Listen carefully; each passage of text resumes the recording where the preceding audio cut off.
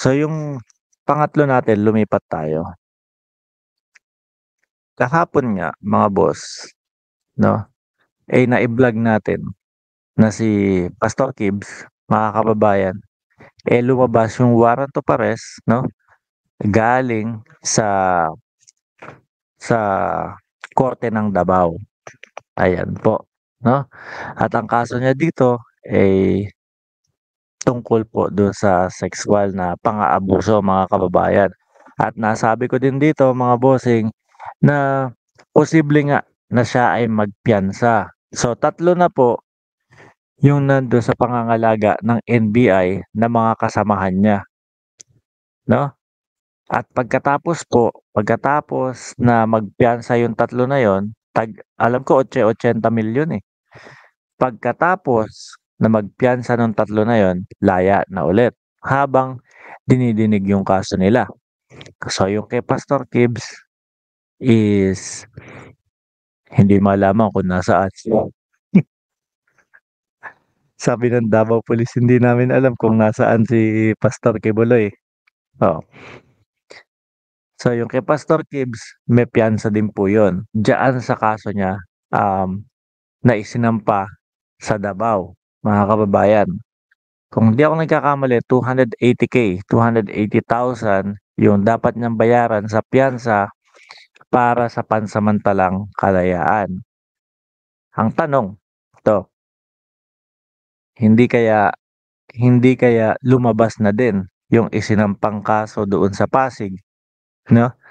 Dahil po yung sa Pasig ang talagang kaabang-abang na kaso, 'no? Qualified human trafficking po yun mga kababayan at yun ay piyansa. Walang piyansa po yun mga bossing. So iniisip ko, siguro dahil magkakasunod lang po itong mga ipinail mga kababayan, kasama na din po yung sa Senate, dahil po kapagka walang piyansa ibig sabihin pagsuko niya dito at lumabas din yung isa, yung sa Pasig, eh, kung di ako nagkakamali oras o araw lang ang pagitan nun, eh. 'Pag lumabas din yung sa Pasig at nandun na siya, eh, baka hindi na siya palabasin mga kababayan, 'no? Kasi habang dinidinig yung kaso niya dun sa human trafficking, eh, wala, nasa loob siya ng city jail mga boss. So iniisip ko, mag-aalabantag na din 'to, mag-aalatebes na din 'to, 'no? Yung mga diskartehan na, eh, wala na talagang nagtago na ako kasi, masama yung binabalak nila sa buhay ko.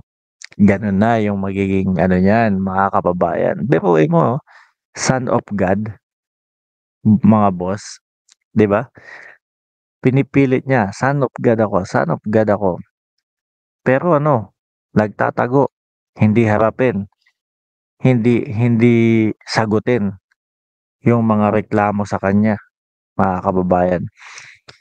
Oh, um, feeling ko talaga ano na 'yan, hindi nahaharap 'yan, mga kababayan, na baka nga baka nga ang totoo niyan, eh, wala na sa Pilipinas 'yan, 'no, nakalabas na ng Pilipinas 'yan, mga bossing.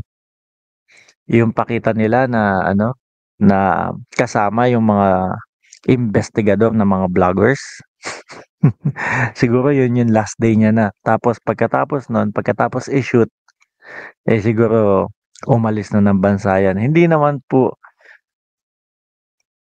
iniisip ko kung ano, eh, lumipad ba yan? Kasi alam niyo naman 'di ba, meron siyang mga private jet. Kapag lumipad kasi, nung time na yon hindi pa masyadong mainit yung kaso niya sa Amerika na binuksan 'no, na in-unsealed yung sa Amerika.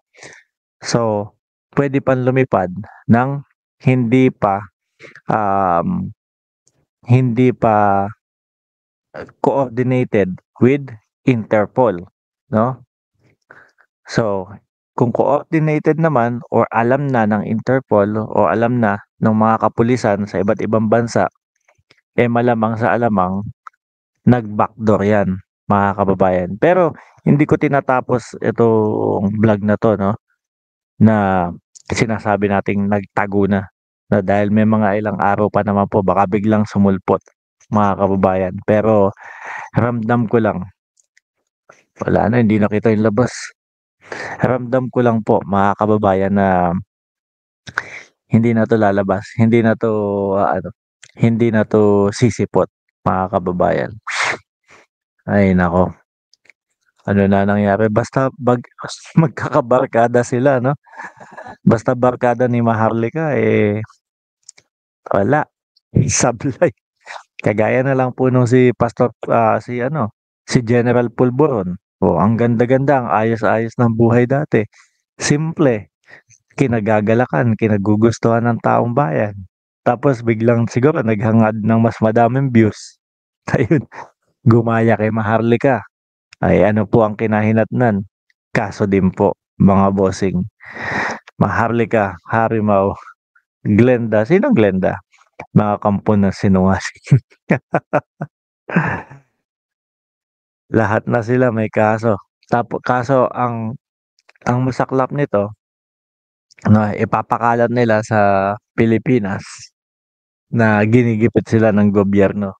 Pero halos lahat po sila, mga kababayan, Maharlika, oh, kaya natin pangalanan yung mga nagkaso diyan, 3 individual. Oh, Katunying, si si Puwi, 'di ba? Si Puwi, ano, Quiñones. Pangatlo, oh, si Abel Bacudio, 'yan yung kay Maharlika, 'di ba? Etong kay Pastor Quebuloy naman, eto yung mga nasa senadong humarap. Oh, tsaka yung mga nasa ibang bansa po, hindi gobyerno, mga kababayan. Yung kay General Pulburo naman, oh, si Acorda naman po, mga kababayan, eh, yun kitang-kita niyo naman po at kitang-kita nating lahat kung bakit nakasuhan siya dahil dun sa maling impormasyon na ipinakalat niya na ang AFP at PNP ay pinagre-resign na si PBBM, mga bossing, 'di ba? Pinaliliit lang nila ang mundo ng galawan nila. Yes, true po, totoo, sobra, Ma'am Wilfred, sobra po, 'no?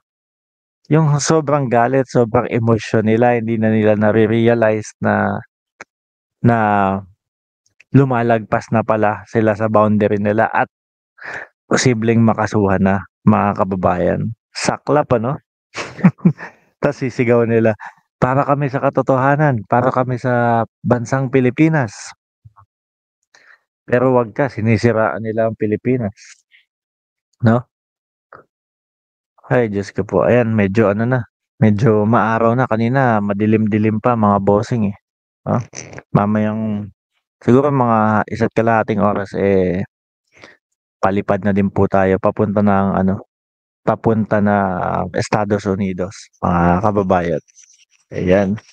So, 99 viewers, salamat sa inyong pagsuporta dito sa channel na 'to, and 'wag niyo pong kalimutan na i-like, i-subscribe, and i-share itong YouTube natin, mga bossing, para mas madami pa pong mga makapanood, 'no, at mas madami pa pong, magising na Pilipino na halos talagang araw-araw nandoon kay Maharlika nag-iiyakan.